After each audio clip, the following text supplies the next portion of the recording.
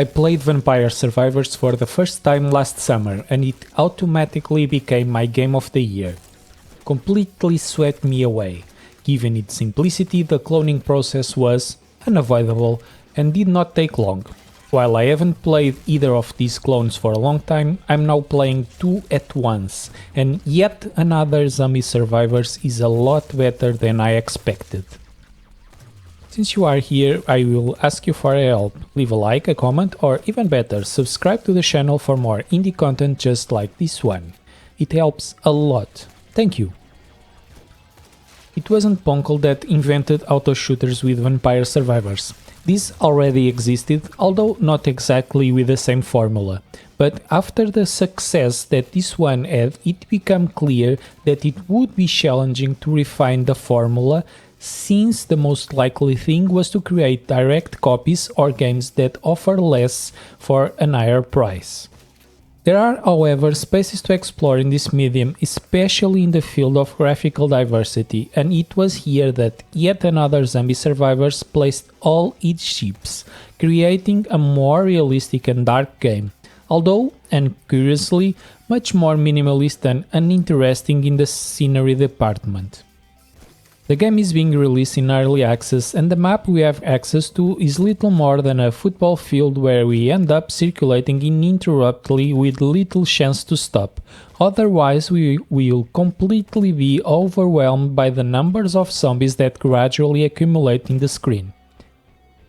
Deep down, this is the biggest difference in gameplay between yet another Zombie Survivors and Vampire Survivors, since we never have that feeling that we can do whatever. There isn't a moment when we can just walk carefree through the scenario, knowing that we are much stronger than all the others. We have to circulate and not be a sucker. We cannot overextend to get experience points or any other buff or currency, because if we get into a space where there is no way out, we will surely end up losing a lot of life.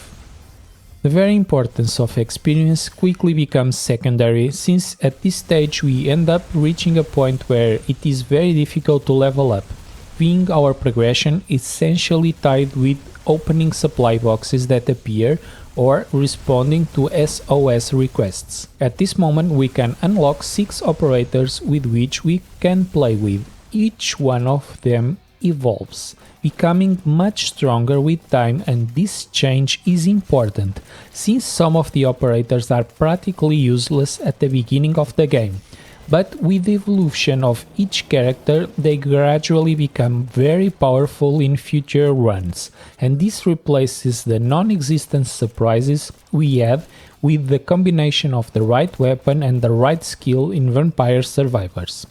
In yet another Zombie Survivors, everything evolves with each run and there are many skills to evolve. It's not always easy to see its usefulness at first until you start testing combinations between operators, but even then there are some skills, especially crowd control related, that rarely makes any sense.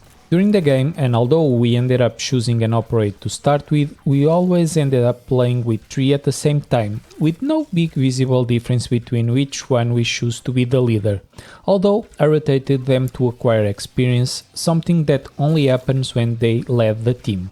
Operators are very different from each other, some more geared towards melee combat, others for ranged combat, others for damage, others for utility, and although it may not seem like it, if we're lucky enough to get the right skills, it's almost always possible to create satisfying synergies between characters, even when mixing combinations that don't seem intuitively compatible. During each run, we acquire money that is automatically converted into skill points that we can later exchange for training that develops the well-equipped skill tree. In addition to the evolution of each one of the operators, this tree guarantees the usual permanent evolution for the whole team that we already expect in games like this one. I didn't find any Easter eggs. Of course, it is not mandatory that they exist, but it seems that nowadays we are already looking for them.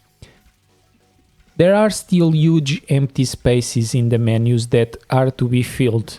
something typical of these games in early access, such as future maps or operators, something that will surely be added in the future.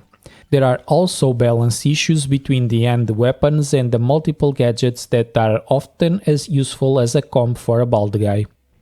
Yet another Zombie Survivors, as everything a reverse bullet hell needs to be addictive, not least because it immediately hooked me. It's nothing remarkable, but it's the perfect base for the game to become a lot of fun and an excellent option for fans of the genre. See you next time, guys. Bye!